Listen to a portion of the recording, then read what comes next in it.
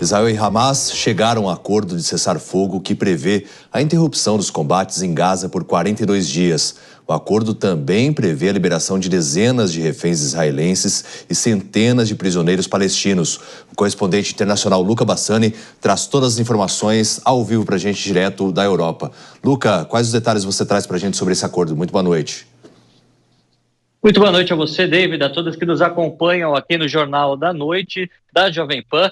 Um dia histórico considerando todos os aspectos envolvendo esta guerra há cerca de 15 meses, né? A guerra começa, é bom a gente sempre lembrar, com o ataque terrorista do grupo Hamas desde o dia 7 de outubro de 2023. Houve uma pequena trégua de 10 dias em novembro daquele ano e desde então nós temos este conflito se estendendo e preocupando muitas pessoas, principalmente os familiares dos reféns e os palestinos, que são aqueles mais prejudicados até o momento.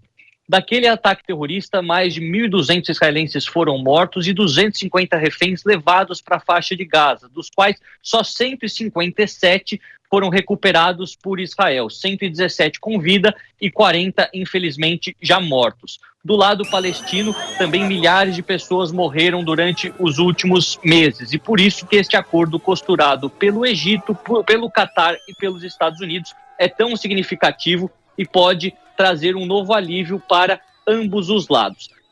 Este acordo que foi assinado, então, contará com 3 fases. A primeira delas, com duração de cerca de 42 dias, aproximadamente 6 semanas, contará com a libertação de 33 reféns israelenses que estão sob a custódia do grupo terrorista, enquanto que 1.000 prisioneiros palestinos serão também colocados em liberdade. Um detalhe importante é que desses 33 reféns israelenses, 9 deles estão feridos e serão trocados por 110 prisioneiros com sentenças perpétuas, ou seja, pode se tratar em relação a terroristas de alta periculosidade, e isso preocupa os israelenses.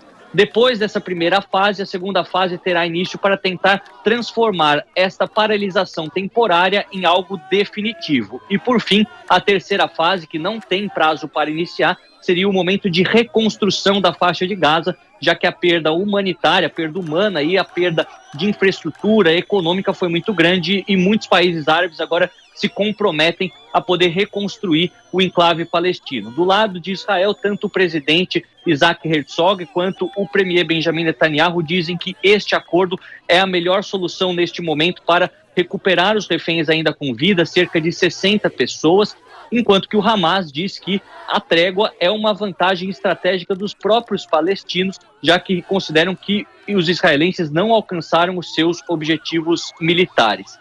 Nós temos também algumas falas muito importantes para repercutir com a nossa audiência, que envolvem também os países que fizeram essa mediação. Os catares disseram que foi muito difícil chegar ao ponto que chegamos hoje e que envolveu semanas e semanas de discussão, mas que valeu a pena. No caso americano, nós vemos o trunfo sendo praticamente dividido pelo presidente que deixa o cargo na semana que vem, Joe Biden, e pelo presidente que ocupará o cargo logo em breve, Donald Trump.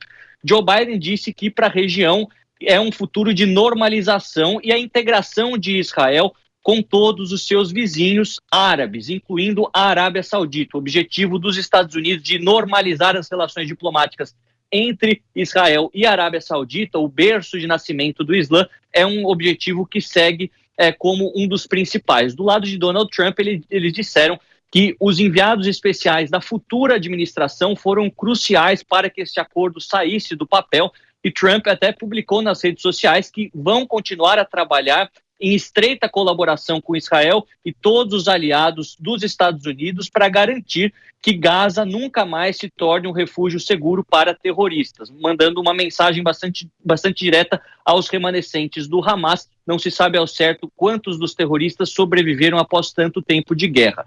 Outra fala importante que a gente conclui aqui a repercussão é de Antônio Guterres, o secretário-geral das Nações Unidas, que expressou enorme preocupação com a população de Gaza ao longo desses 15 meses, dizendo que as Nações Unidas elas estão prontas para apoiar a implementação deste acordo e também aumentar a ajuda humanitária na faixa de Gaza, uma vez que os conflitos sejam finalizados.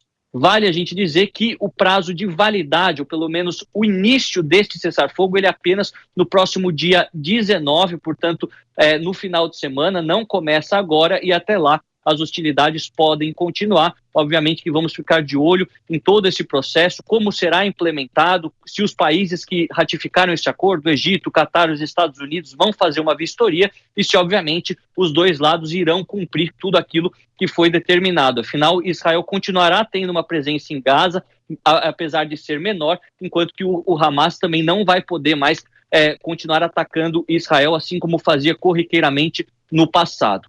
Aqui na Europa, só para finalizar, muitos líderes comemoraram essa decisão. O chanceler Olaf Scholz disse que foi um esforço também da diplomacia da União Europeia para que esse acordo histórico fosse assinado, enquanto que outros líderes, como Pedro Sánchez e tantos outros que tomaram o lado mais da Palestina durante esses meses, disseram que este é um caminho fundamental para uma paz duradoura e que envolve também a implementação da solução de 2 estados e o reconhecimento de um Estado palestino que de fato nunca saiu do papel no âmbito das Nações Unidas e que seria muito importante para os milhões de palestinos também que até hoje não têm um Estado para chamar de seu.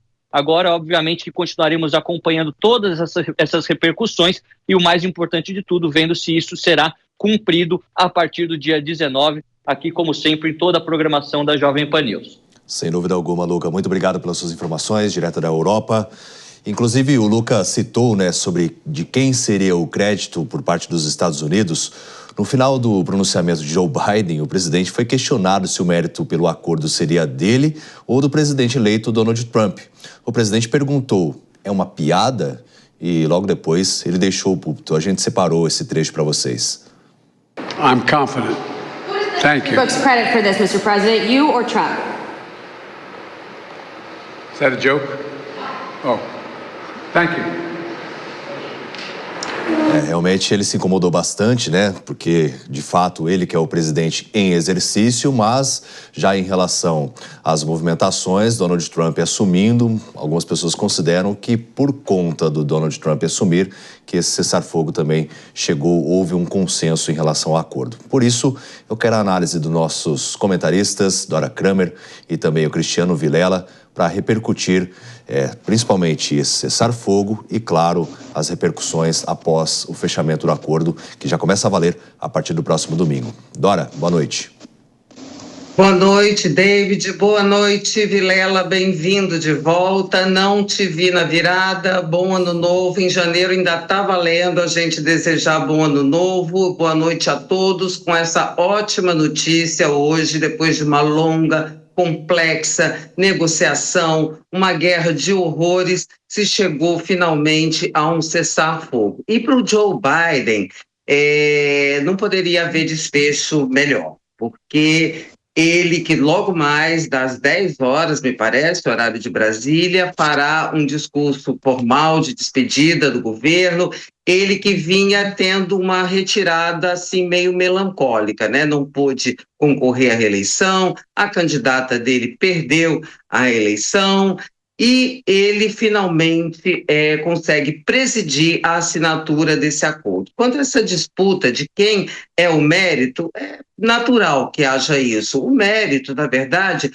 é compartilhado. E ele faz uma menção no pronunciamento dele de hoje à tarde, do Joe Biden, ele faz uma menção a isso. É claro que o acordo foi construído no governo dele a partir de uma sugestão que ele fez lá em maio, e ele também fez referência a isso, mas todos os analistas internacionais acreditam a pressão do Biden sobre o premier israelense, Netanyahu, essa reta final, digamos assim, um empurrão final definitivo para que isso se concretizasse. É claro que o Trump assumindo esse acordo sendo cumprido e chegando a bom termo, um termo até usado pelo primeiro-ministro do Catar, que ele fez um comunicado, hoje deu uma entrevista coletiva comunicando a assinatura do acordo, ele finaliza dizendo o seguinte: esse acordo deve representar a última página dessa guerra. É a dúvida que fica no ar.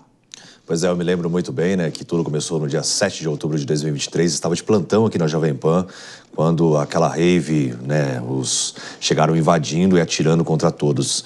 E, enfim, a gente está vendo uma possibilidade do fim desse conflito, né, Vilela? Exatamente, David. Uma ótima noite a você, Adora, um feliz ano novo a vocês e a todos que acompanham o Jornal Jovem Pan 2025 de muito sucesso. Olha, aí já temos uma boa notícia. Começamos o ano com o pé direito, podendo analisar uma ótima notícia, que é esse cessar-fogo construído a muitas mãos, como a Dora muito bem colocou, e a reportagem deixou isso muito claro, construído a muitas mãos, mas que realmente nos dá um indicativo bastante positivo, nos dá uma esperança nesse início de ano, nessa nova fase. Eu vejo que é uma construção muito ampla e muito complexa, que tem uma série de fases, e fases essas com requisitos, obrigações de lado a lado, que não são simples de serem cumpridas. Então, é bem verdade que vai existir, durante um bom período ainda, a possibilidade de um retrocesso. E aí, nesse sentido, o eventual poderio, a eventual força de Donald Trump ou de qualquer outra liderança global que queira realmente assumir a paternidade desse acordo, ela vai realmente ser importante para fazer com que não haja retrocesso, com que os termos desse acordo costurado agora e os eventuais avanços que ainda sejam costurados, eles sejam cumpridos e nós possamos ter finalmente, depois de tanto tempo, a paz nessa região do globo.